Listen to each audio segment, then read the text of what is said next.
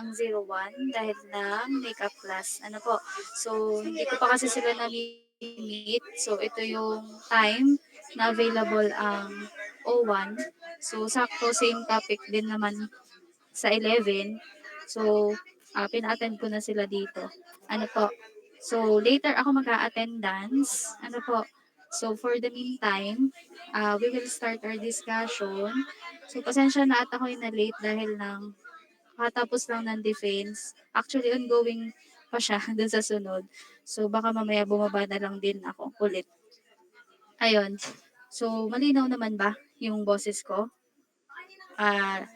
Rinig naman po. Yes po, ma'am. Okay, sige. Okay, ah, so dun sa 4 to 11, upload ko na yung groupings nila for next week. Ano po, so tama Rudolph, visible na sa Google Classroom ninyo. Okay, so ngayon natin siya further madidiscuss. Ano ba talaga yung gagawin nyo for final project? So, same with 4201, uploaded na din yung groupings nila. So, kung sino yung kagrupo nyo doon, siya na yung magiging kagrupo nyo for final project.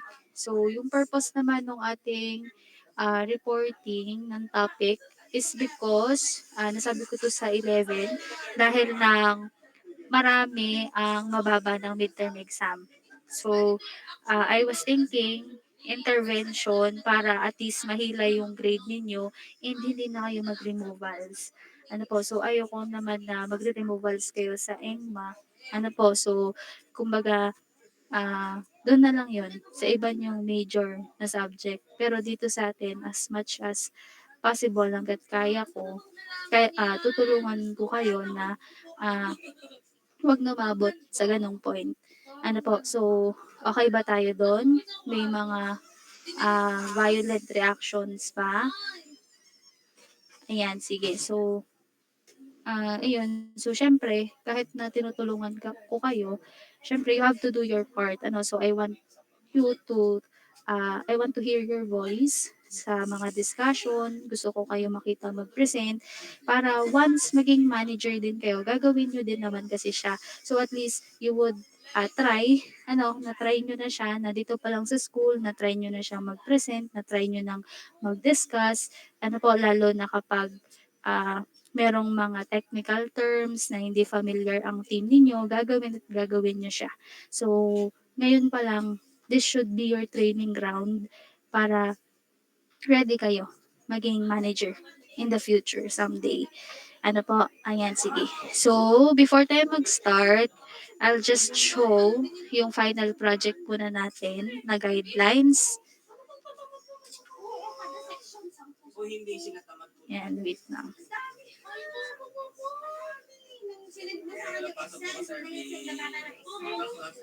Ayan. Okay, so for our final project, you have the freedom to choose whatever company you want. So I won't require na it should be engineering companies. So kasi baka maging limited yung options nyo. Pero kapag kahit anong company, example, Jollibee, McDo, KFC. So, itong mga bigating company, sila yung nag-upload ng annual report nila online. So, ano yung annual report? So, ito yung report na pinopost ng companies, kumbaga siya ay parang summary, ano bang nangyari sa kanila doon sa buong taon na yon. So, yung annual report, it includes ganito, yung income statement at saka balance sheet. So, makikita nyo nakalagay yung years, kung ano yung naging takbo ng kanilang profit no mga nakaraang taon. And then sa Phoenix ito, so si Phoenix latest nilang upload ay 2022. So I'm not sure bakit ngayong 2024 wala pa sila. Pero the last time I checked, 2022 lang yung meron sila. So ito sa Phoenix, itong sample. So kaya ko siya in-screenshot para alam niyo yung hahanapin niyo. So hanap kayo ng ganito, yung income statement data. And then meron tayong formula later na mga madidiscuss. And then yun yung gagamitin niyo for uh, solution. Ha? So after you find the company that you want, you will find different ratios. So, ito yung mga i-discuss natin mamaya. So, mukha siyang madami, pero this is very easy kasi i-divide nyo lang naman siya. Ang importante, you should know ano ba yung specific data na dapat kong i-divide. Kasi baka mamaya, mali yung ma-divide nyo, hindi yun yung makuha nyo na output. So, tatandaan nyo lang ano ba yung i-divide nyo. Pero more on division lang ang gagawin dito. Hindi kayo masyado magmumultiply or even addition. Siguro, konting addition or minus lang. Pero yon more on division siya. Kasi, ratio. Ano po? So, di kayo yung ratio. Okay, so, yung guidelines natin, this will be divided into 6 groups. So, prepare PowerPoint. So, I will not require any technical paper for this. Kasi, once you are in the company, you will present in PowerPoint. Never kayo magpe-present ng naka-document unless comprehensive yung kailangan yung ipasa, yung tipong naka-bind dapat. Pero pag presentation, lagi siyang naka-PowerPoint. So, kaya yun lang yung requirement ko. So, ito naman, it should be oral presentation. Kaso hindi na siya kaya ng time natin. So, I suggest na magkakaroon na lang tayo ng video presentation. So, kumbaga maggagawa na lang kayo ng video presenting yung PowerPoint ninyo. So, ano yung laman ni PowerPoint? So, yung laman is company background, yung computed yung financial ratio, you can present it in graphs or table kung sa tingin nyo saan siya mas maganda tignan. Ano po? And then, ano ba yung insights ninyo on the company's latest investment? Example, nag-invest sila sa bagong machine or kaya may bago silang dinedevelop na AI na related sa company nila. So, kumbaga, i-research nyo lang ano ba yung magiging benefit nito sa kanila. Tataas ba yung productivity nila? Tataas ba yung profitability nila? Ano po, mas magiging efficient pa yung company nila. And then lastly, syempre, yung conclusion. So, yun lang po ang laman. Wala na akong masyadong ire-require kasi kapag presentation, it should be concise with regarding dun sa gusto kong makita. So, ito lang, very konti lang. So, kayo nang bahalang grupo ang mag-divide kung paano yung activities ninyo, paano kayo magko-contribute. Basta make sure na lahat magko-contribute. Ano po? So, may question po ba? Malinaw yung final project?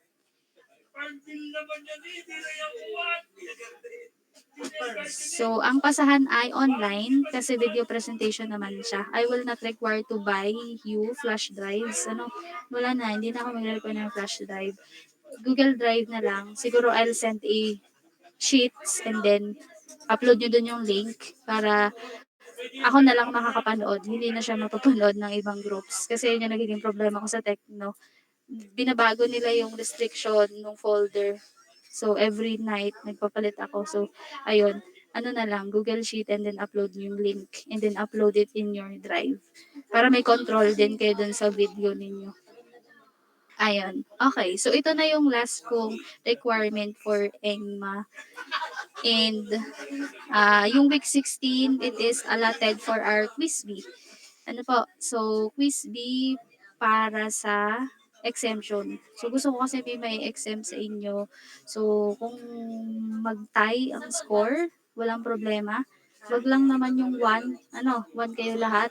Wag ganon. So, ah, basta wag may mag-tie, okay lang. May exempt both. Ano po? So, ang coverage ng quiz B ay 7, chapter 7 hanggang 12. Ayun.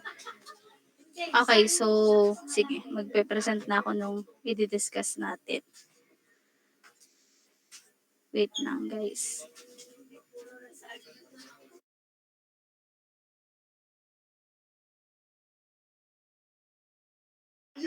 Okay, so wait lang. Nasa dulong part na pala ito. Tataas ko lang. Okay, so last time we discussed chapter 7, right? Nag-activity tayo ng role play sa 11 and 01. Yes Tama. po. Okay. So, Since tapos na tayo sa 7, we will proceed on chapter 8. Ano po? Ayan, so yung role play nyo, don't you worry kasi siya ay graded din. So, part siya ng activity ninyo. Ano po? Okay. Ayan, so sa chapter 8, we will discuss about leading and controlling. So actually, that's why this chapter is very long kasi siya ay composed ng dalawang management function. So, si leading and si controlling, parehas siyang management function.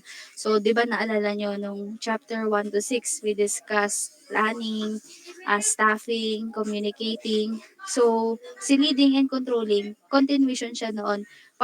Kumbaga siya ay management function na importanteng ma-discuss natin dito kasi dito madi-discuss ano ba yung mga iba't ibang types ng leader, ano ba yung approaches nila, and paano ba nangyayari yung controlling sa isang company. And ano ba yung sinasabi nating controlling? Ano po? So, dito muna tayo sa first part which is yung leading. So, wait lang. Yung boses ko ba is clear? Yung background din is hindi maingay? Clear naman po. Okay.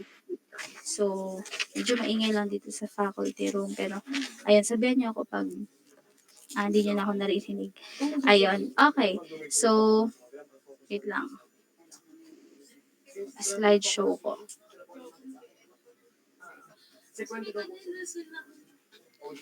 Yan, okay. So, dito sa leading, ano po, wait lang guys. Ayusin natin yung screen ko.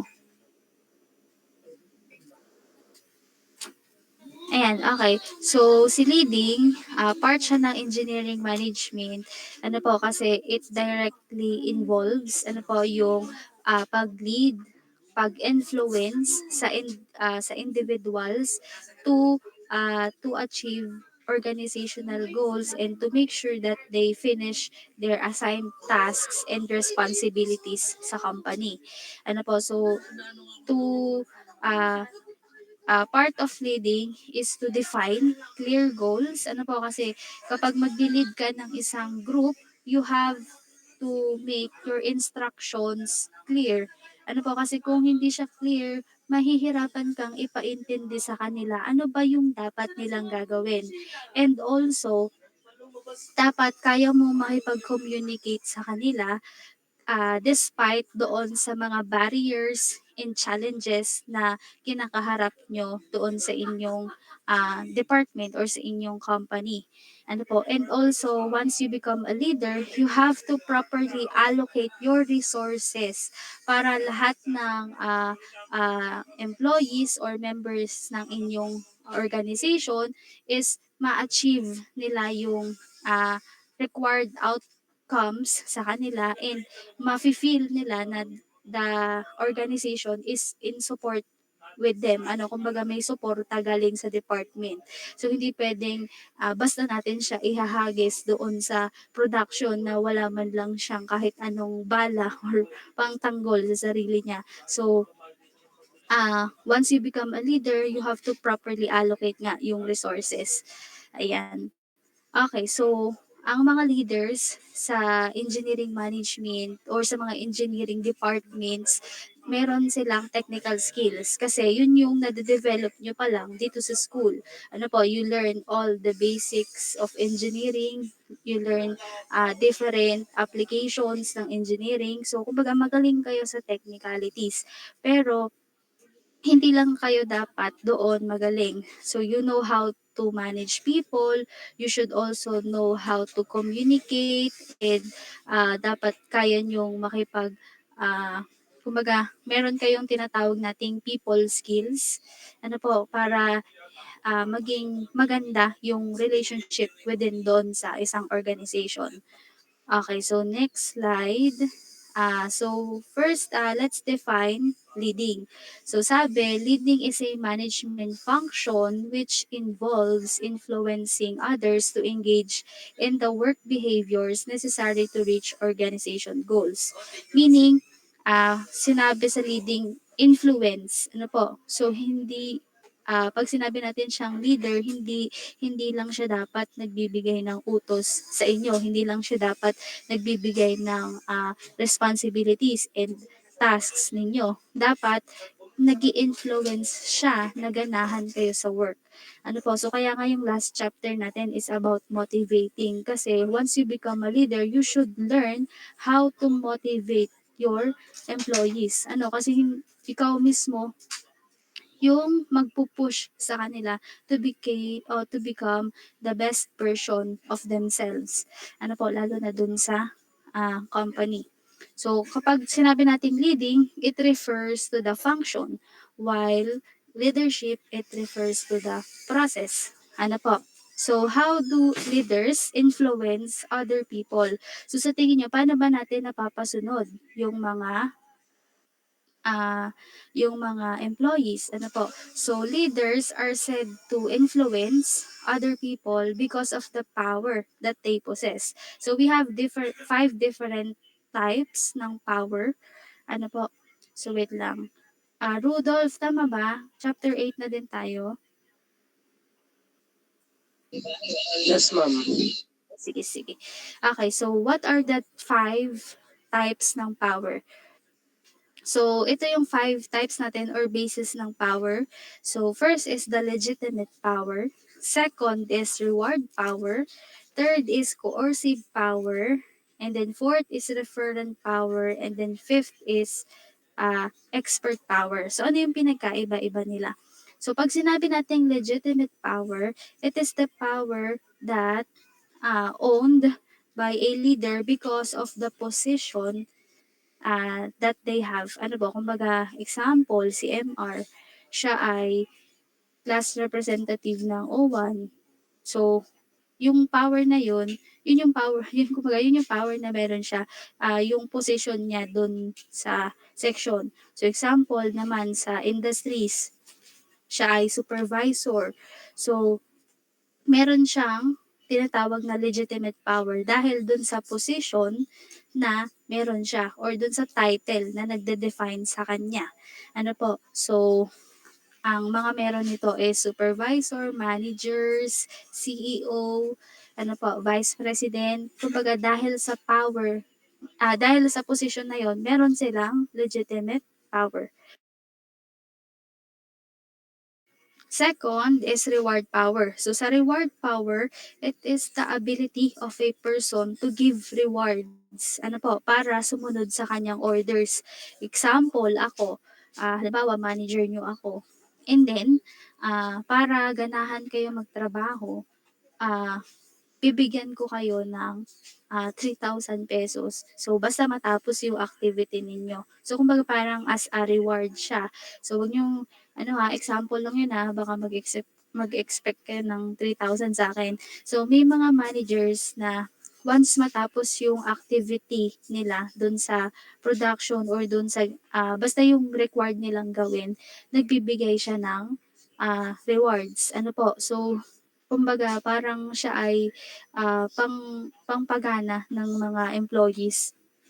So, dito sa atin sa Philippines, guys, maraming ganitong managers. Pag napunta kayo sa industry, maraming managers na namimigay ng rewards. So, hindi dahil sa bigay sa jayo ng company. Kumbaga, out of their own pockets, nagbibigay sila ng bonus or rewards.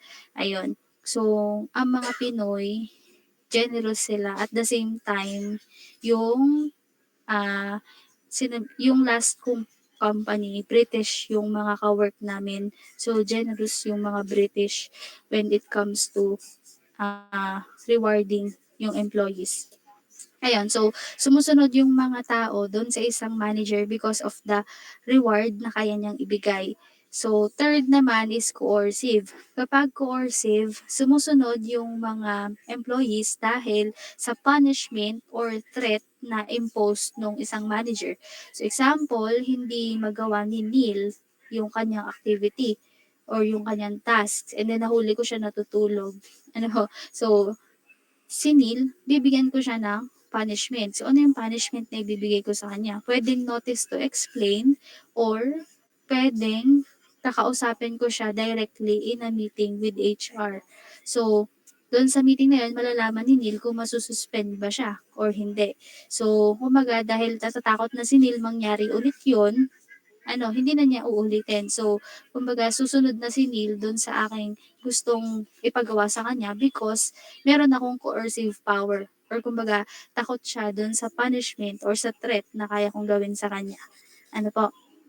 And then fourth ay referent. So, referent, nag-gain ito ng isang leader because of the trust of the other people.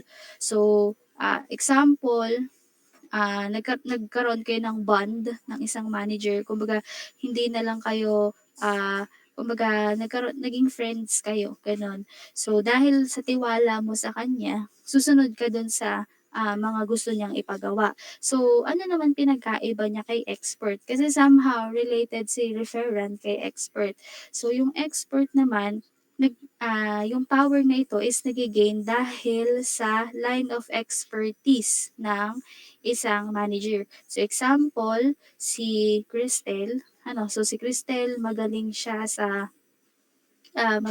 mga machines. So sa ulo niya yung mga parts ng machine, alam niya bawat nangyayari sa machine, biglaang nasira, biglaang hindi siya gumana. So alam ni Cristel kung bakit ganon. So dahil si Cristel magaling na siya doon, expert na siya. So, kahit anong iutos ni Cristel sa mga kasamahan niya doon sa department, sumusunod sa kanya. Kasi alam ng mga tao doon sa paligid niya na expert siya doon. Alam niya yung ginagawa niya. So, nagkakaroon siya ng expert power. Kumbaga, ito yung way ni Cristel as a leader na ma-influence yung mga kasama niya sa trabaho kasi expert siya doon sa line of work na yun. Ano po? So, tatandaan niyo yun, yung 5 pieces ng power, ha?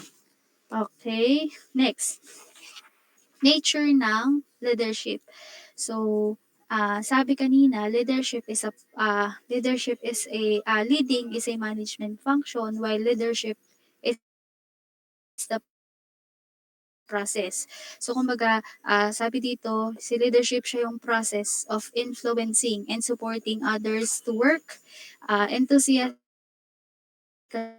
So, what are the traits of an effective leader? So, nabanggit ito halos lahat nabanggit ito mostly sa chapter 1, which is yung strengths ng engineering managers. Pero ito, additional traits na dapat present sa isang manager once siya ay aakyat na ng another level ng position. Ano po? So, a leader should have a high level of personal drive. Ano po? So, dapat willing siya mag-accept ng responsibility. Dapat initiative. Ano po? Dapat meron siyang sense of urgency. Dapat siya ay merong drive. Kumbaga, yung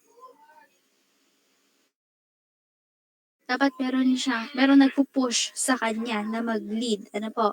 So, in continuation of that, a leader should have the desire to lead. Ano po? Dapat gusto niya talaga yung ginagawa niya. So, a leader should have personal integrity. So, ano ba pag sinabi nating integrity? Guys, bakit mahalaga si integrity?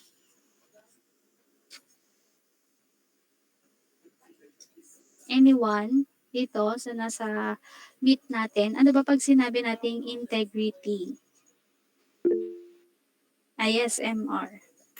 Nung for me po, ang personal ano ko po sa integrity is ito po yung way ng isang leader or ng isang tao po na maging honest po sa kanyang ginagawa and maging consistent po sa kanyang ginagawa. Kasi through integrity po, magiging strong po yung moral and ethical principles po nila. Ganun din po, ay yung pong integrity is makaka-apekto din po kasi sa image po and sa tiwala po ng employee po. Okay. So, thank you, MR. So, nabanggit ni MR yung moral principles. Kasi once you become a leader, parang magiging maprinsipyo ka na. Kumbaga, may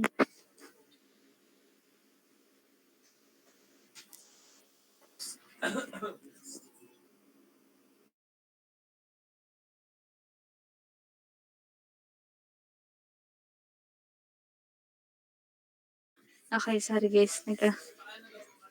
Chinichismis ako ni Sir Arvin. Ayan.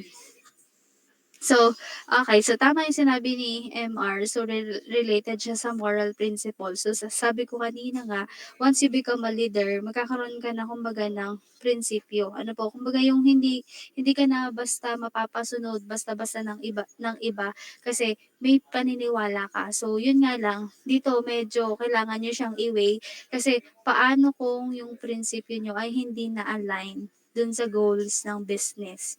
Ano po, so, ah this is also for you. Ano po, kailangan yung mag-self-reflect. Ano po, siguro for now, siya ay related or siya ay align pa sa goals ng organization. Pero kapag nagbago na yung goals ng company, kasi possible yun eh. Halimbawa, magkaroon sila ng update regarding their product, magkaroon sila ng enhancement, and then mabago yung kanilang goals. Eh, hindi na siya align sa iyong principles.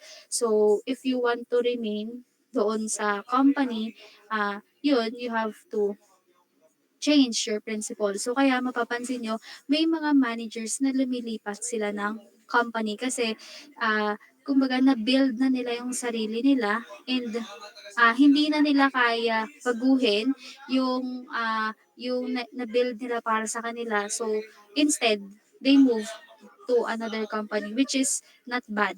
Kasi, depende yon kasi doon sa magiging career path ninyo. So, hindi porket once graduate kayo na-hire kayo sa isang company, automatic, doon na kayo forever. So, ah parang tanggapin nyo siya or i-accept nyo siya as a chance to grow. Ano po, ayun. So, ayun, humaba na. Nasa personal integrity lang tayo. Anyway, ayun. So, next, other traits ng effective leader ay self-confidence. Ano po, so you have to be confident every time haharap ka sa tao. Kasi dapat alam mo yung process, alam mo yung paligoy-ligoy, hindi ka mapapahiya when they ask you questions. And you also have or you also should gain analytical ability or kumbaga mag-create ng judgment. Ano po, so halimbawa, kailangan nyo gumawa ng qualitative decisions. Ano po, so yung qualitative decision is based on your guts, ano po, gut feeling. So, dapat kaya nyong ma-distinguish yung iba't ibang option based doon sa judgment na gagawin ninyo. And then, you should know knowledge about the company. So, this is a bonus point actually, guys. Mapapansin nyo sa company na mabilis sila ma-promote kapag matagal na sila sa company. Kasi, kumbaga, nakikita ng company na sa ulo nyo na yung paligoy-ligoy ng market. So, in case mababa yung profit ngayon, madali nyo siyang magagawa ng paraan na pabalikin on track yung profit ng inyong company.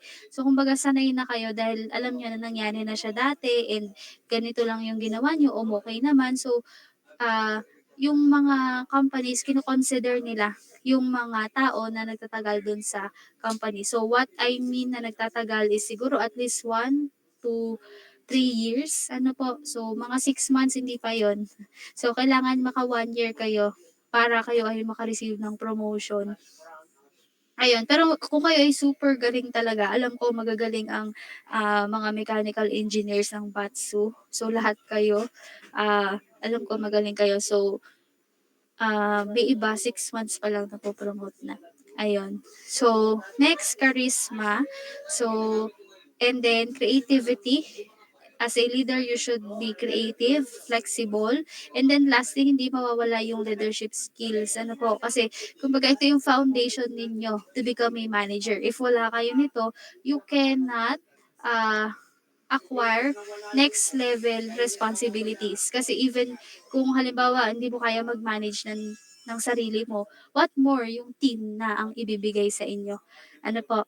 Okay. So, next ay behavioral approaches to leadership. So, we have three behavioral approaches. So it can be ways leaders approach people or ways leaders uses power and leaders orientation towards tasks and people.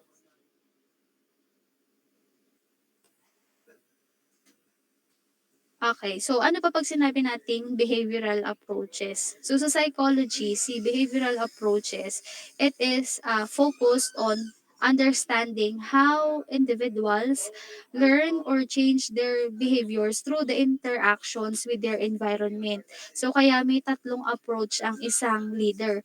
So kumbaga, or may tatlong options or tatlong approach na binibigay sa isang leader kung paano niya i-approach yung leadership niya sa kanyang nasasakupan, ano po ko, or dun sa department na siya ay assigned.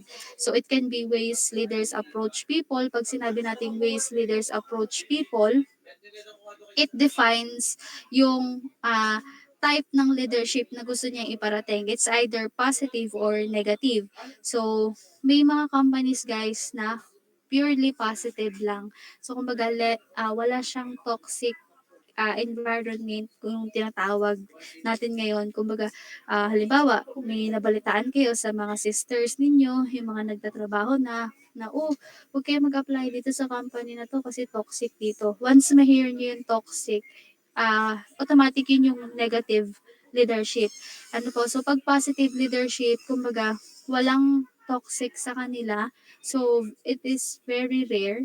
Ano po, very rare siya kasi depende din kasi yun sa inyo as employee kung paano nyo mape-perceive yung type ng leadership ng isang manager. Probably sa ibang tao, okay lang na mina-micromanage sila. So pag sinabi nating micromanage, yung bawat kilos mo, tinututukan ng manager. So sa ibang tao, okay yun. Pero sa iba, hindi siya okay. Ano po, so, depende yun din sa inyo. Parang kumbaga, kayo yung magde-define, ano ba para sa inyo yung isang positive leadership.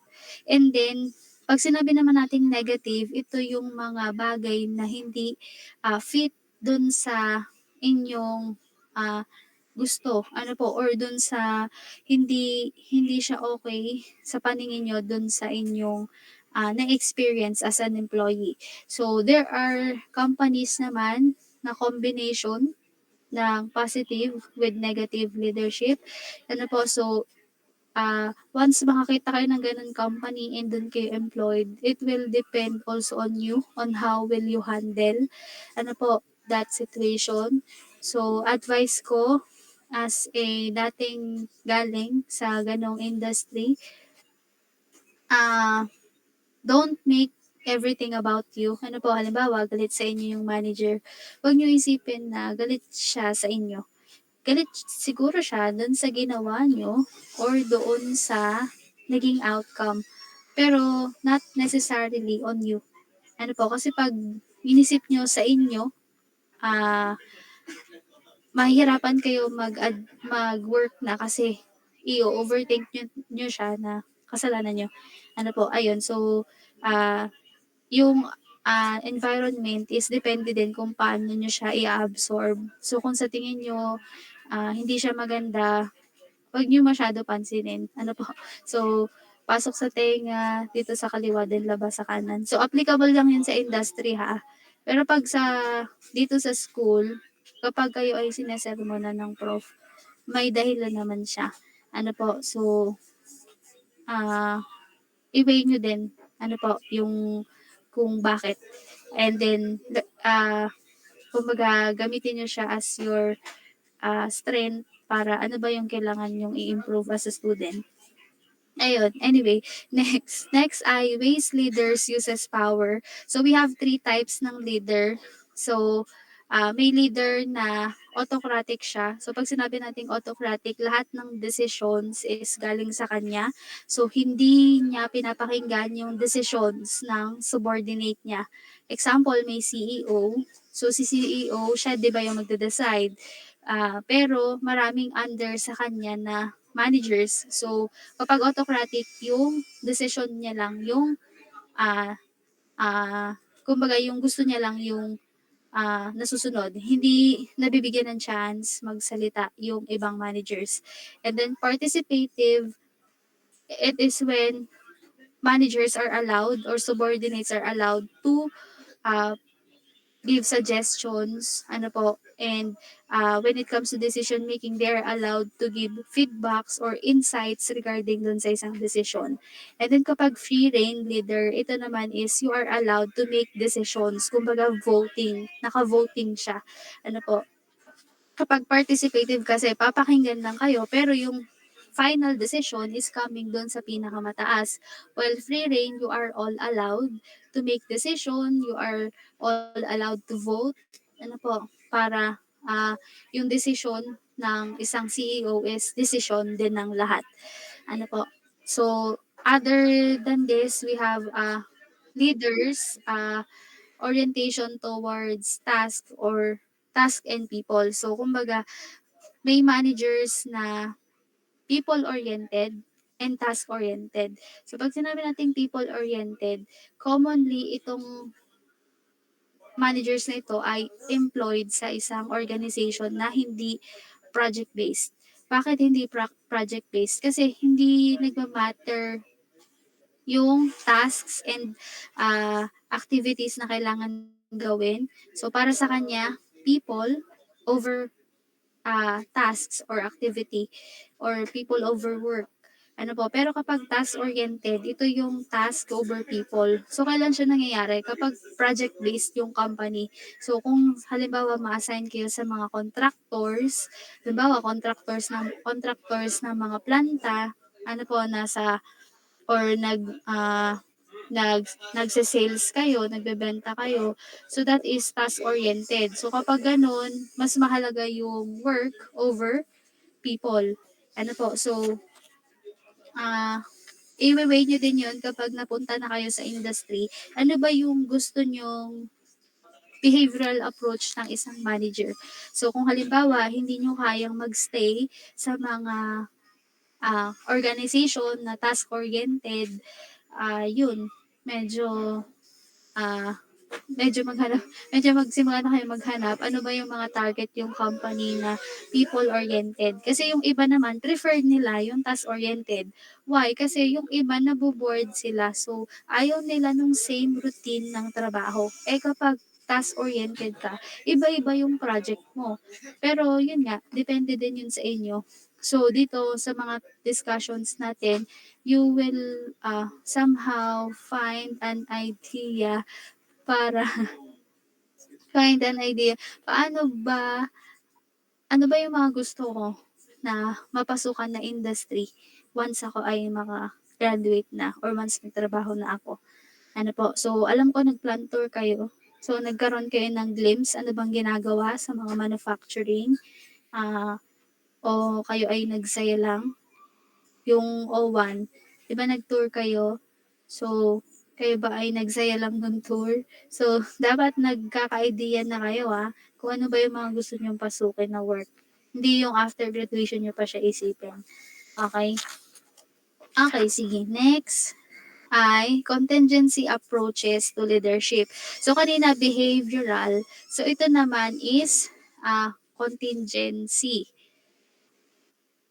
So, pag sinabi natin contingency, it is a suggestion on how a manager will manage a department or a team. So, kumbaga, ito yung best methods na pwede niyang sundin.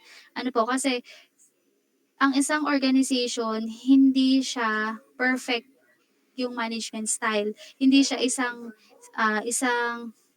method lang yung sinusunod. So, kumbaga, sometimes it is combination ng iba't ibang management techniques, ano po, iba't ibang motivational plan. Kasi, ah, in a company, iba-iba rin yung types ng tao yung hinahandle mo. May mga bagay na hindi nagwo-work para sa ganitong type ng tao, pero sa iba okay naman. So, you have to base on the situation and gaano ka ka-flexible as a leader. Ano po, flexible meaning kahit anong challenge iba to sa'yo, kayang-kaya mo kasi kaya mong mag-adapt and flexible ka. Ano po. So, ano yung iba't iba nating models? So, first, wait lang. Masyado ba ako mabilis? Nakakasunod naman. Okay, sige. Sabihin niyo 'pag masyado ako mabilis, ha, kasi sometimes 'pag nagkaklase ako, nakakalimutan ko yung sunod kong sasabihin 'pag napapa-pause, ayun. So, ayun, okay. So, first natin sa model ay si Fiedler's. Ano po? Fiedler's Contingency Model. So, ito, si Fiedler's, applicable siya kapag yung scenarios is, ah, hindi na siya ma-solve ng manager ninyo. So, napapansin nyo sa industries, nasa gitna sila ng crisis, ano po, pero nagagawa nila magpalit ng management. Nagagawa nila magpalit ng leader. Kasi they are following Fiedler's contingency model. Kasi para kay Fiedler, ah yung effectiveness ng isang leader, nakadepende siya doon sa situation. So, example, may situation tayo, may crisis yung company, and sa tingin ko, hindi na fit yung nakaupong leader, ang pwede natin gawin is select uh, the right leader, or meaning we have to change the leader, or modify yung situation para mag-suit siya sa leader. So, paano mo nga i-modify yung situation? Nasa crisis ka nga, kumbaga, hindi mo siya maisipan ng solution. So, laging ang nangyayari kay fiddlers is yung palitan yung isang nakaupong manager kasi para sa kanya, mas madali i-adjust yung isang leader sa situation kaysa yung situation yung mag adjust dun sa leader. Ano po? So, kapag kay Blanchards naman or Hersey and Blanchards, para sa kanya, meron tayong apat na leadership styles. So, yung leadership styles niya depending on the skill and motivation ng employees. So, yung four leadership styles, it can be directing, coaching, supporting, or delegating. So, this depends on the skills and motivation ng iyong employee. So, kapag directing, applicable siya sa mga low-skill employees pero highly motivated sila. Example, mga fresh graduate. So, fresh graduates is considered as low skill pero highly motivated kasi you are eager or excited on the first job that you will land in. Ano po? So, kapag ganito, you should have or you should find ano po, yung tamang leader na magda-direct sa inyo towards doon sa career path na gusto nyong mapuntahan. So kapag naman low skill pero low motivated yung employees. So this example nito ay mga nasa middle level ng position or mid-range na siya.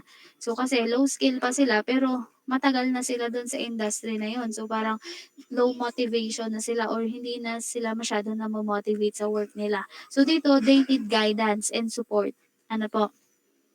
And then, if skilled naman yung workers pero unmotivated sila, a leader should provide encouragement. And then kapag delegating, kapag high skilled naman and motivated, so meaning minimal supervision na lang yung kailangan natin ipakita sa kanila. So, baka malito kayo, dito kay Path Goal Leadership Model, 4 din yung leadership styles.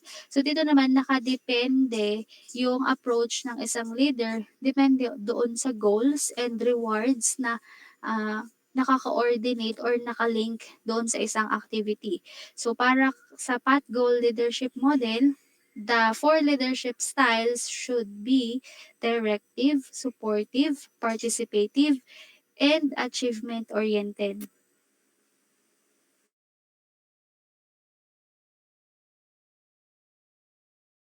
So dito, naka-indicate na kapag directive, you as a leader, you must provide clear instructions and structured tasks. Ano po, if you want to have a friendly or kumbaga gusto nyo na hindi masyadong hindi masyadong serious yung type ng relationship niyo sa inyong manager or dun sa inyong department. Kung gusto niyo parang friends lang kayo, as a leader you should be supportive. Ano po, kumbaga mag-focus ka dun sa well-being ng employees mo. And if you want to be participative, you have to seek input sa kanila before ka mag-decide. And then kapag achievement-oriented, you have to set clear goals na dapat ma-achieve din ng iyong employees para ma-emphasize natin yung excellence or kumbaga mapabilis natin yung promotion nila. So last contingency approach ay Vroom's decision making model. So para kay Vroom, meron daw three types ng leader. So kanina nabanggit ko to, yung autocratic, participative or consultative, and then group directed or free rein leader. So yun nga, pag autocratic, low yung participation ng subordinates. And then kapag consultative, moderate kasi they are allowed to give insights or feedbacks. And then kapag group directed, yung participation is high. So meaning dito sa group directed, all of the members of the group are allowed to create solutions and even they are allowed to give their in or they are allowed to make decisions or kumbaga yun nga sabi ko naka-vote siya, naka-voting scheme. Ayun. Okay. So, okay. So, controlling na tayo. So, medyo malapit na tayo sa solving. So, kapit lang kayo guys. Ano po? So, sa controlling, pag sinabi natin controlling, it ensures that organizational objectives are met by monitoring, evaluating, and adjusting process. So, kumbaga sa controlling, dito tayo nagbibigay ng corrective actions. Bakit importante yung corrective actions? Kasi if hindi kayo magbibigay ng corrective actions sa mga employee na hindi na-meet yung objectives or yung expected outcomes nila, mahihirapan kayo mag-sustain sa market. Ano po kasi palagi kayong mababa yung profit, mababa yung productivity, mababa yung efficiency, pag ganun malulugi yung business nyo. So, part ng management or engineering management is yung controlling. So, how do you control or paano ba yung controlling?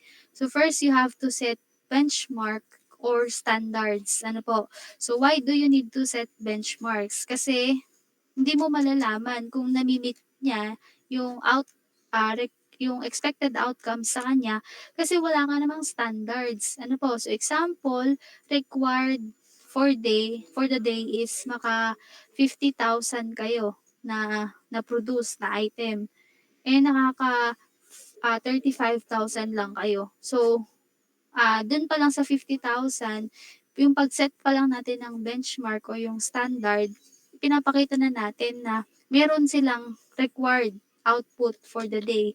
Ano po, para din madali natin malaman kung sino ba yung nakakamit nung objectives or nung required output sa kanila. So once you set benchmark, you have to also measure their actual performance. Ilan ba yung actual talaga nila nagagawa? And then identify yung deviation or malaki ba yung gap? Ano po? And then you have to take corrective actions kung sila ba ay bibigyan mo ng punishment or suspension or tatanggalin mo na sila sa trabaho. Ano po? So you should know ano ba yung policies ng company nyo. Ano po, kasi doon ka magbe-base. Kasi yung policy nyo, yun yung handbook ninyo. Doon malalaman ano ba yung consequences ng actions ng isang employee. So you also have to ensure yung efficiency, you have to follow timeline, and you have to track yung metrics and uh, reports ng company ninyo. And then, you have to conduct performance review. So, kaya sa every year sa mga companies, at the end of the year, around November, December, ina-assess nila yung mga employees nila na currently employed kung ano ba yung naging performance nila? Sila ba ay naging tardy buong taon? Sila ba ay pa-late-late, pa-absent-absent, pawala-wala kapag may problem sa sa company? Ano po? So, yung mga ganon, tinitignan nila yun ah, sa inyo. Ano po? Okay. So, importance ng controlling. So, syempre, kaya may controlling kasi para ma-reduce yung waste. Ano po?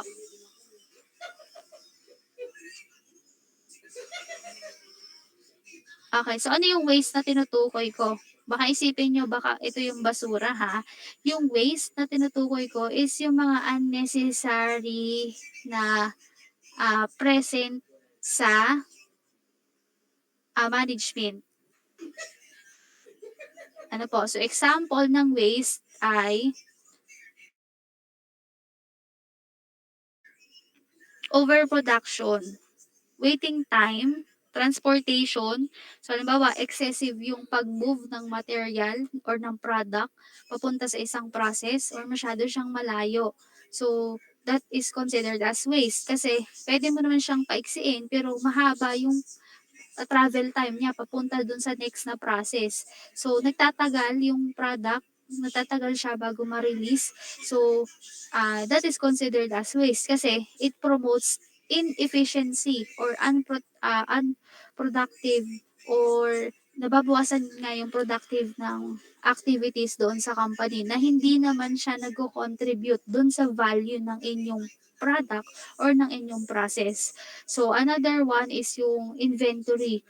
So, masyado kayong maraming hawak sa inventory. So, kaya mamaya pag nag-solve tayo, importante yung how much nakakapag-turnover ng item palabas ng inventory.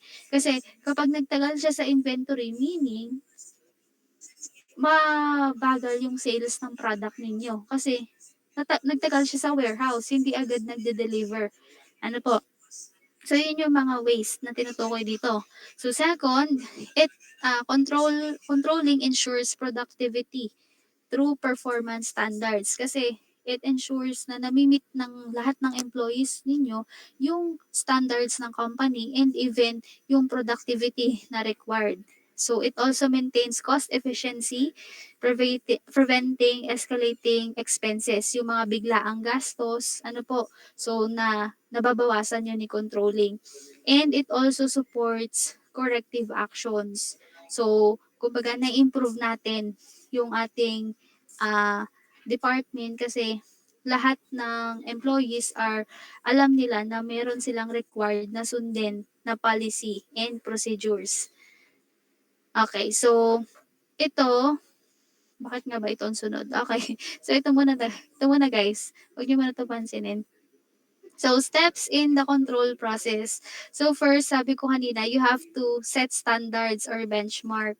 And then, once you do that, you measure the actual performance. And then, you have to compare the actual performance, the standards, and then, lastly, take necessary actions for that. Ano po? And then, ayan, sabi ko na, nauna yung aking table. So, wait, may nakalimutan ako. Nawala sa slide ko yung types of control. So, para maintindihan niyo yung control, meron tayong 3 types ng control. So, pwedeng feed-forward control, concurrent control, or feedback control. So, kapag feed-forward control, dito, ina-anticipate nyo na yung problem and pine-prevent nyo na siya agad-agad. So, example natin is meron tayong materials na dumating sa ating production. So, yung materials na yun, chine-check na agad siya early. Nagkakaroon na ng early detection sa mga defects. Kumbaga para before siya pumunta dun sa processing, alam na natin na may defect na yung materials. So, na-check na natin, na-prevent na natin yung catastrophic or devastating event agad. Kasi, na-check na natin siya earlier. And then, concurrent control, ito naman is yung meron tayong ongoing activities para ma-detect yung variance na nababago dun sa isang company. So example natin, may isa tayong firm na engaged sa production and distribution ng water. So ongoing siya or concurrent control siya kasi everyday nagche-check na tayo nung pH level ng water. So example, sa manufacturing, sa mga semiconductor companies. So meron silang laboratories doon. So everyday chine-check yung pH level ng water doon sa laboratory kasi once nagsimula yung analysis, dapat pasok siya doon sa standards ng company. Ano po, so kapag concurrent, kumbaga, ginagawa mo na siya everyday, ongoing na. Para pag nangyari yung problem, alam mo na na hindi apektado yung mga previous na araw kasi ngayon mo siya na-discover. Ngayon mo na nalaman na hindi napasok sa standards. Ano po? And then feedback control, ito naman is you gather feedback and then saka ka magki-create ng actions regarding dun sa feedback na makukuha mo.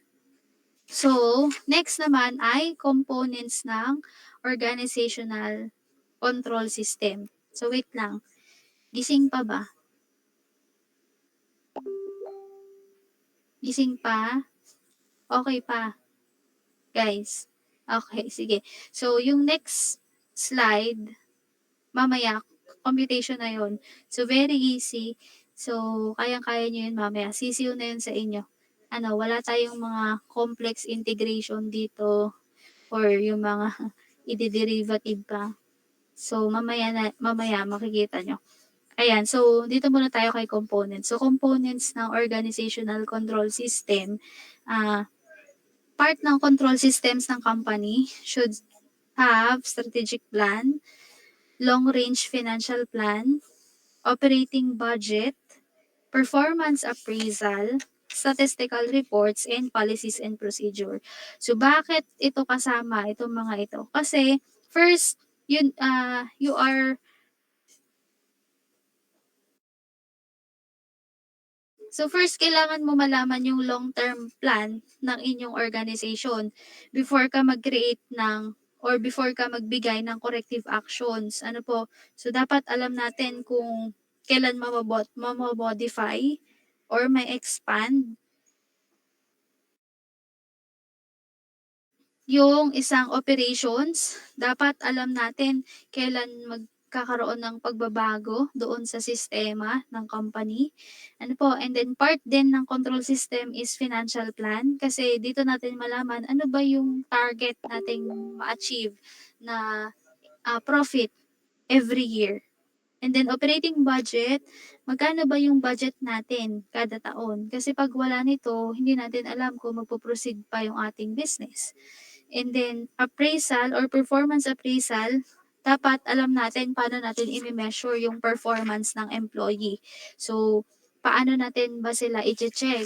Magkakaroon ba tayo ng interview sa kanila? Magkakaroon ba tayo ng ranking method? Alamin ba natin ilang beses sila naging part ng isang ah, incident or accident? Ano po, so ilan ba yung nagawa nilang quota sa isang buwan? So, dapat alam natin paano natin sila mame-measure.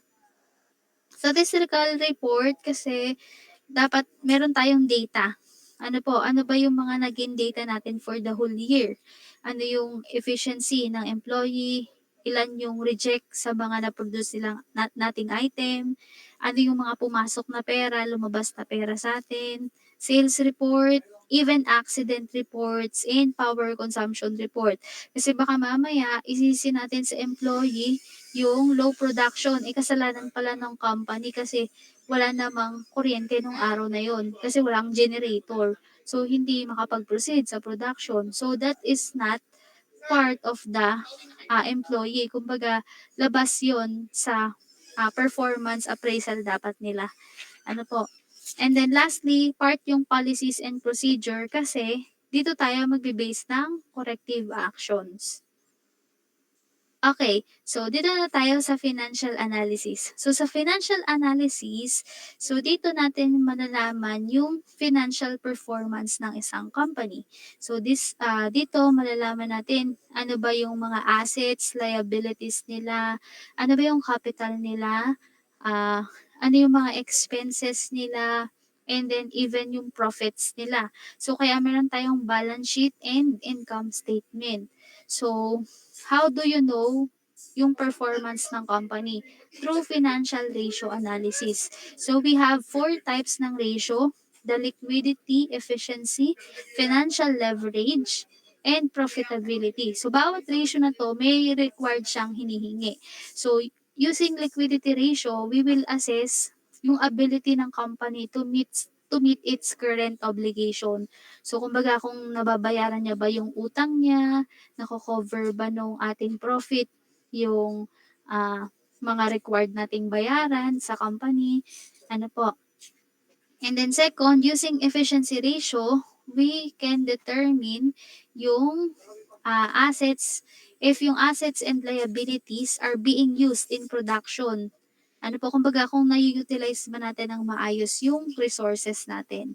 And then financial leverage, it is designed to assess the balance of financing obtained through debt and equity sources. So mapapansin nyo sa mga company guys, marami silang utang.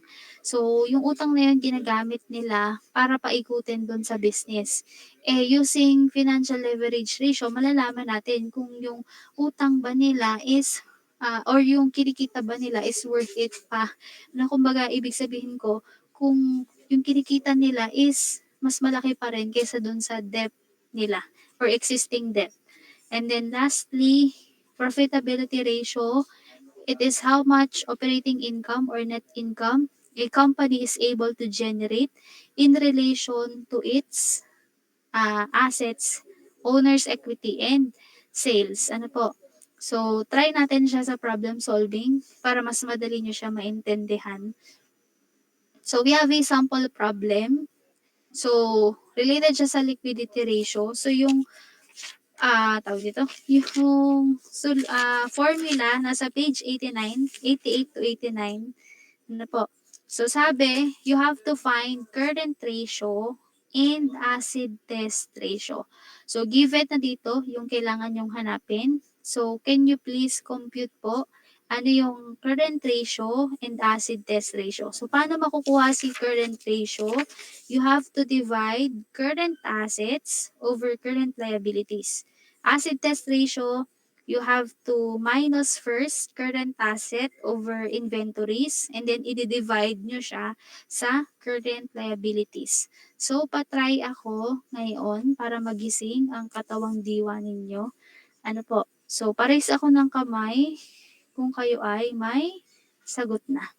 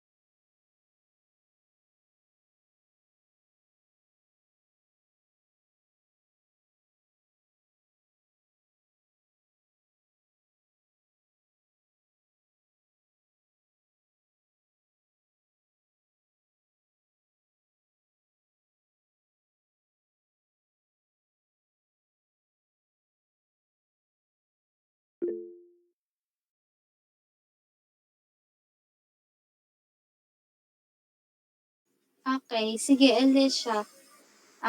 What is your answer for for current ratio. Yan, sobrang sis lang. Ma'am, Ayan. for current ratio po ay 1.677419,355 po. Okay, for acid test, For acid test naman po ay 1.09677419,4. okay, thank you. Okay, so sa exam natin, ganyan ha. So, hindi nyo siya i-round off. So, i-memorize nyo ano ba yung i-divide nyo and then write the full decimal point.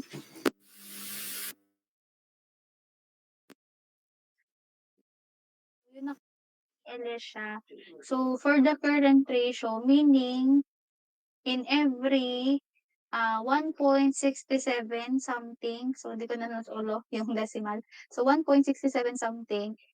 In every 1.67 something na current assets ng company, meron tayong 1 peso na liability. So, makikita nyo na mas mataas yung assets natin over liability. So, meaning, kaya natin mag-maintain ng stable financial position kasi pag sinabi niyo kasing liability guys, liabilities, ito yung mga required bayadan ng isang company. Example, yung rent nila, yung kuryente, yung mga office supplies. So, that is liability. Assets, ito yung kumbaga meron sa company na nag-earn ng profit. So, since mas mataas yung assets kaysa sa liability, nasa stable pa tayong position. So, kapag naman dito sa asset test ratio, yung 1.09 something, this suggests na kaya natin i-cover yung short-term liabilities ng company without selling our inventories. Kasi mina-minus natin siya, di ba? So, kumbaga, ah nami-meet natin yung obligations natin without selling yung ating product. So, kumbaga, without product, stable pa rin yung position natin. Ano po? Okay, so thank you. Next, tatandaan nyo yung i-divide nyo ha. So, madali lang naman siya as long as memorize nyo yung i-divide nyo. So, next natin, on efficiency ratio. So, dito, ang hinahanap natin sa efficiency ratio is inventory turnover ratio and fixed asset turnover ratio. So, patry ako pa-solve. So, ang formula ng inventory turnover ratio is cost of goods sold over inventory. And then, fixed asset turnover ratio, net sales over net fixed assets. So, patry ko ako and then pa-raise ako ng hand. Ayan, okay. So, sino to? Okay, si Alicia ulit. Iba naman. Ano, yung ibang kamay naman. Ang dami nyo dito. 65 kayo. So, patry ko ako sa iba. So, thank you, Alicia, for trying to answer. Ano naman? Okay, Catherine. Sige. Sa inventory turnover ratio po ay 4, then sa fixed asset turnover ratio po ay 3. Okay. So, thank you. So, sabi ni Catherine, yung inventory turnover ratio natin ay 4. So, tandaan nyo kanina, sabi ko, kapag yung movement ng item nyo sa inventory ay mabilis, meaning mabilis nabibenta yung product nyo. Pero kapag mabagal siya, nasa stock siya sa warehouse or dun sa inventory, meaning hindi siya mabenta. So, ito yung purpose ni inventory turnover ratio. You have to know ilang beses nagta-turnover yung iyong warehouse kada taon. So, since yung 4 ang sagot niya, meaning 4 times per year. So, paano ko nalaman na per year siya? Kasi itong sa given, usually lagi siyang annual. Ano po? So, bihira siya mag-quarter, lagi siyang naka-annual. So, tatandaan niyo ha, lagi siyang annually. So, meaning yung 4 na yun, ibig sabihin 4 times per year, nagre-replenish yung company ng stocks nila. So, meaning mabilis mabenta, mabilis din siya ma-replenish kasi mataas yung turnover rate niya. Pero pag mas mabagal siya, halimbawa 0.5, so that is very small. Ano, hindi man lang umabot ng 1. So, meaning mabagal yung benta ng product. Ano po?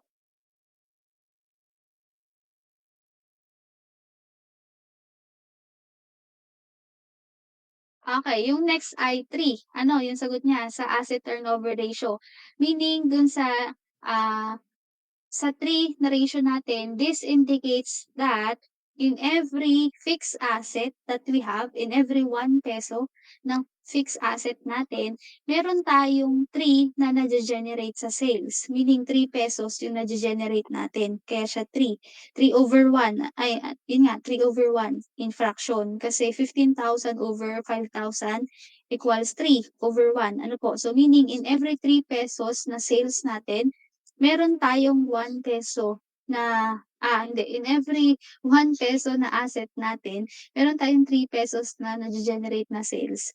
Ayun, so meaning kapag mas mataas pa yung ratio na 'to, mas nag-i-indicate na nayu-utilize ng maayos yung ating assets.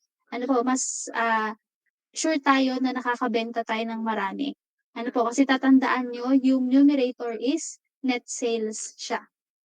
And then, okay, so clear po yun, yung dalawang problem. Okay, so madali naman siya ano, so wala na ditong ide-derive, wala na ding hahanapin muna bago mag-solve. So rekta na siya, kung ano yung given, yun na yun. Tandaan niyo lang, ano ba yung ide-divide ko? Ano po? Okay, next, sample problem naman on financial leverage ratio. So dito, you have to find debt to total assets ratio and times interest earned ratio. So how do you find that? You have to divide sa debt to total assets ratio, you have to divide total debt over total assets, and then times interest earned ratio, profit before tax, plus interest expense over interest expense. So, pares ako ng kamay kapag may sagot na po.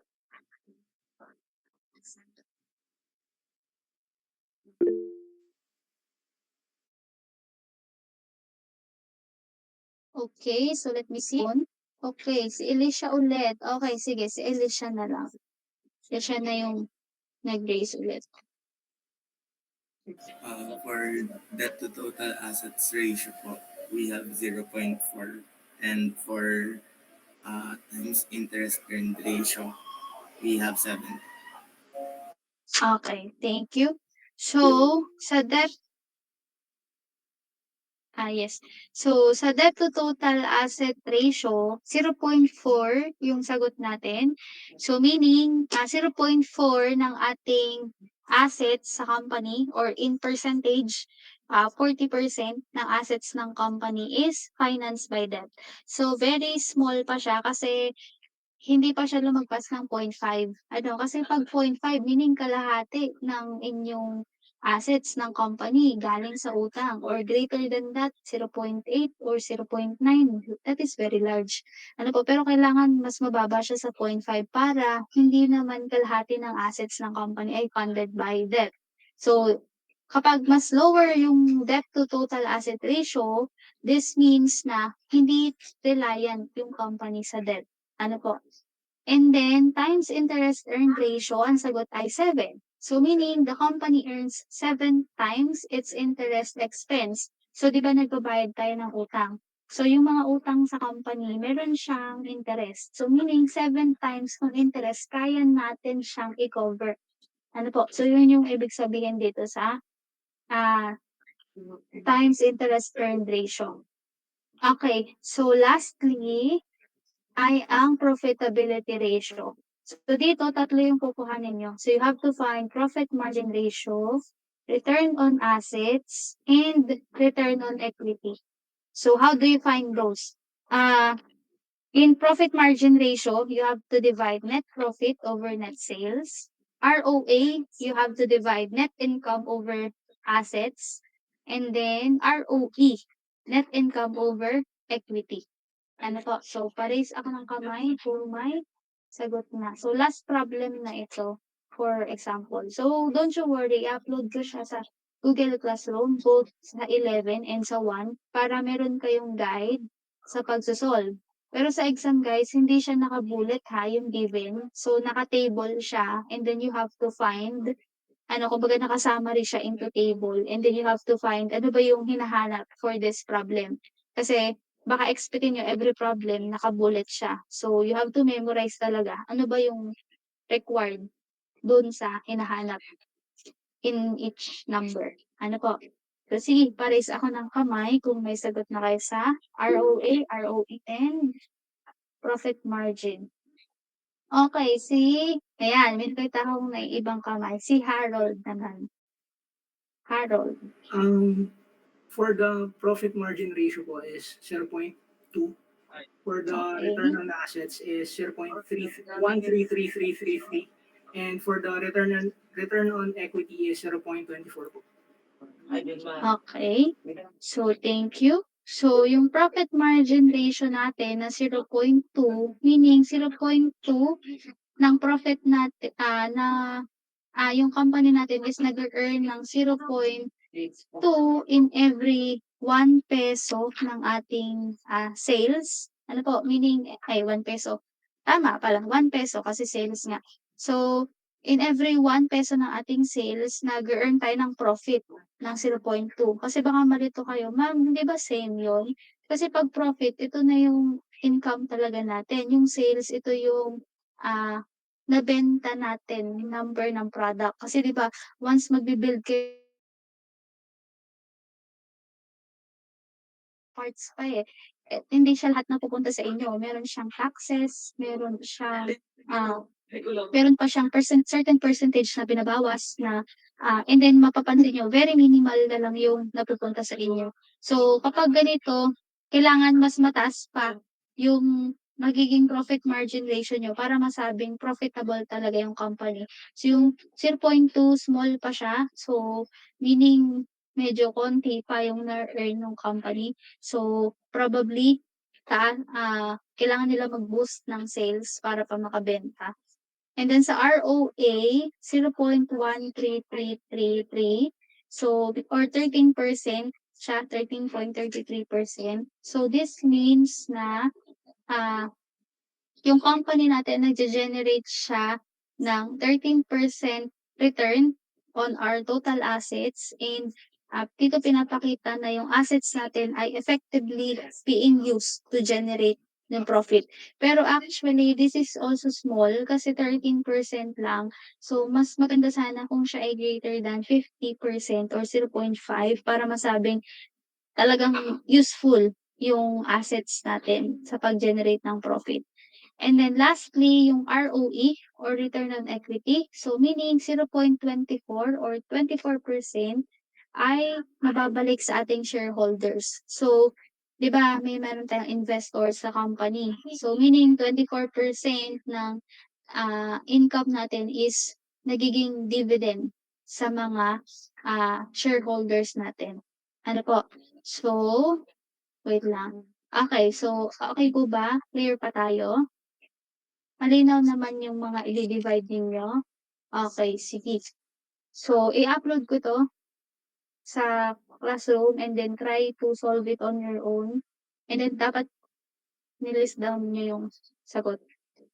Okay. So, sa exam, ganito yung makikita niyo, naka-ano siya, naka-table. So, dapat talaga memorize niyo saan niyo siya i-di-divide. So, ito, I'll leave you with an assignment. So, kailan ang pasahan? Week 16 pa po sa quiz din na natin. So, if wala sa table, dito kayo magbe-base sa table na 'to. If wala diyan, you have to check do'n sa problem mismo kasi nakalagay naman dito. Halimbawa, wala tayo nung equity. So, wala dito yung equity, 'di ba? So, dito niyo siya hanapin. Ano po? So, saan isusulat? Sa yellow paper lang. So, you don't need to write the problem, kahit solution lang. And then, yun, kahit 1 page yellow paper siya. And then sa week 16 ko pa siya kukunin. Ano po? Okay po ba? Week 16? So, this will serve as a review din for final exam. So, tandaan nyo, ano ba yung mga ide-divide ninyo. Okay. And then, last part ng discussion. So, ito yung formulas. Ano po, ipopost ko na lang din para kasama nung mga problems. And then, last part ng topic is how do we identify control problems? So, first, you really need to have executive reality check. Kumbaga, you have to be aware on the surroundings. Once you become a manager, parang tataas lahat ng senses niyo, yung tataas yung inyong pandama dun sa inyong company kasi kayo yung makakaalam eh kapag may mga problems na. So, kumbaga, dapat talagang present kayo doon sa situation. So, you also have to conduct audit. So, kaya mapapansin niyo sa school, bakit ba laging ino-audit yung school? Kasi, ah, it it it, the, the higher ups ano po, wants to make sure na nami-meet ba ng school yung or ng bawat department yung required output sa kanila. And then, lastly, you have to create checklist of symptoms. Kasi 'pag may checklist ka ng symptoms, madali mo malalaman, eh. Halimbawa, may nag-fail sa certain activity. So, alam mo na agad, since siya ay symptom, alam mo na agad na may problema. May problema ngayon sa company na hindi niyo pa nadi-discover.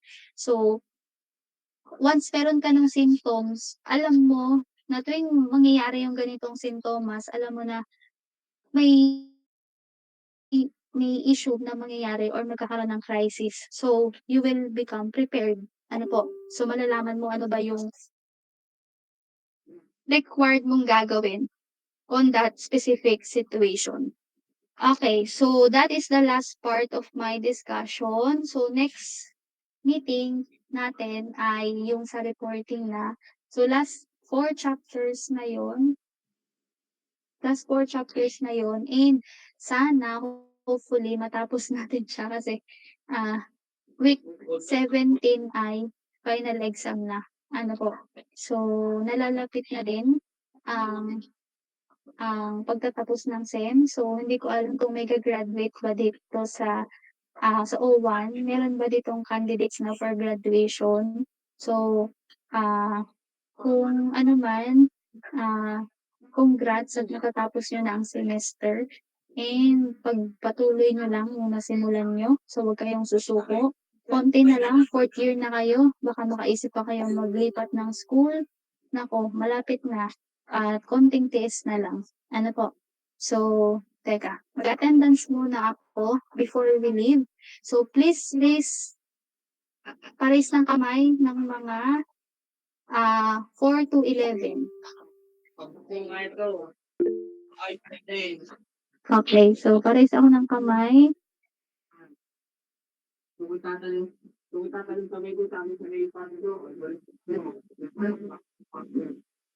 Okay, 21. Oy, Rudolph, 21 pala kayo dito. Nasaan na yung mga klase mo? Sabi mo, wala silang assignment kasi hindi sila present. 22, 11 ha, guys. 24. Oh, yung mga 11, pares ako ng kamay. Okay, 24, 25. Okay, sige, screenshot ko na.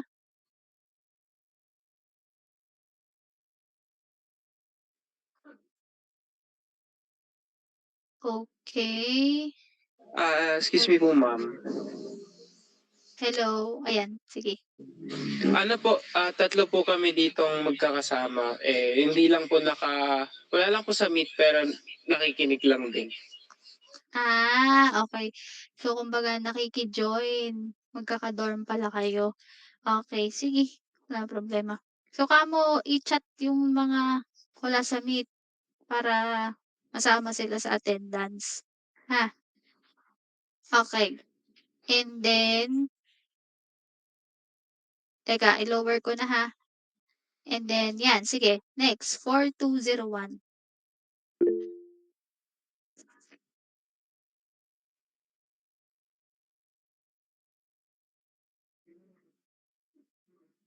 Thirty-three. Okay, sige. So, yung iba ay may klase ba MR yung iba?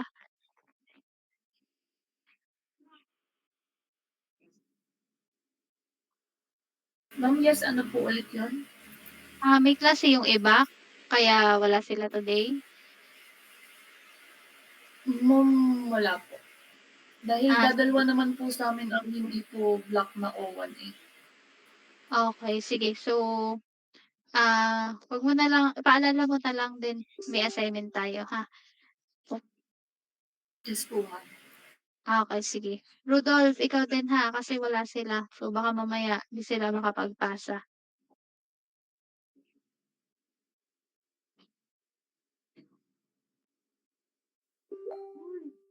Yes po. Okey, sige, thank you. Ayan, okey, sige. So, if wala na kayong questions and clear na lahat, yes, Jasril, anong section ka? Napindot lang po, sorry. Okey, sige. Okay, so if wala ng questions, I'll end po this early so you can start doing your assignment and kung may gagawin man kayo, so ayun. So wala na naman akong requirement sa inyo kundi yung assignment, final project, and yung reporting na lang on our class. So thank you po for attending today. Ano po, so especially din sa O1 and dun sa 11 na laging present kasi laging kalahati nawawala. So thank you sa mga talaga nagtitiyaga mag-attend, and I'll see you po next week. Ano po, so thank you and ingat po kayo. Ayan. Bye-bye.